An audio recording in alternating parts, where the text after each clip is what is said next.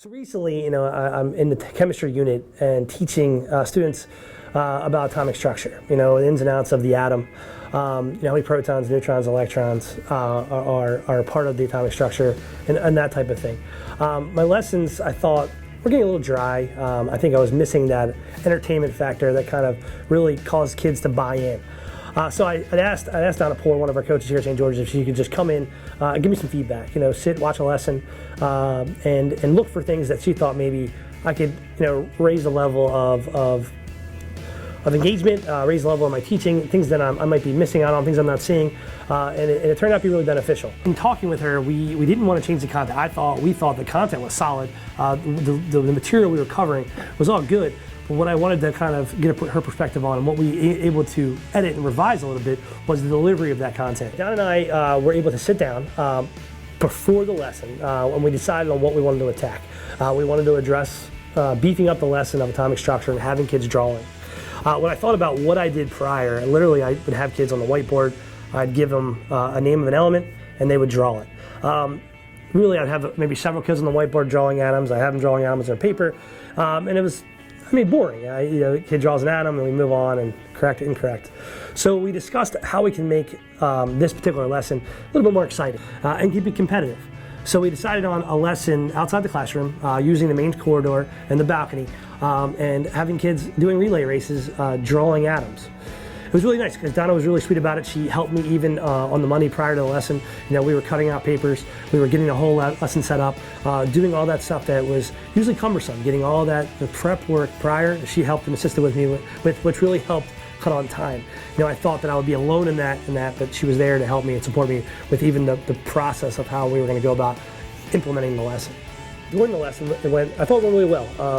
What I saw, the reason I wanted to get away from the whiteboards and get the kids away from drawing atoms because I wanted them to collaborate. I wanted them to talk to each other. I wanted them to discuss. I wanted them to argue. And I think in science, especially, and I think this is true for all courses, but in science, we want to develop those arguments. We want kids to kind of battle a little bit and argue their thoughts. To see kids bicker about, this is how many protons it should have. No, it should have this many. Or this is how many shells it has. And then having that, okay, yeah, that makes sense. I think there's so much value in that conversation. Students had a better grasp of the material, based on the direction of this activity, aside from just doing straight up, more boring, just drawing atoms on paper. I thought this increased the level of buy-in and engagement, which gave them an overall better understanding of the material which I was trying to lay out in the first place. With this whole coaching model, I feel personally, I'm always looking to learn and get better. I was a little nervous or apprehensive about it at first, having somebody come into my room and, give me negative feedback. But it was a very positive experience. It was a very comfortable experience. It was very informal. I have a lot of respect for the people that are coaches. I think they are great teachers in their trade. So to have their perspective and give me some insight, I think was very valuable. It was great. It was to have Donna come in and us informally discuss a lesson, discuss goods and bads of the trade. It was great.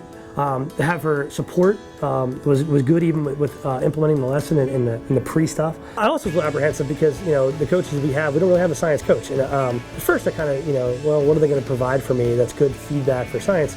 And as I thought about it, it was actually better to have someone that's not necessarily a science background, but in the instructional practice background was hugely beneficial because she saw blind spots that I necessarily wouldn't have saw. She gave me a different perspective, and because really, I know the material. I don't need help with the material, but I think we all need help in how we implement that material and have a set of eyes that wasn't judging me, but looking at just the practice and giving me feedback was great. In an informal setting.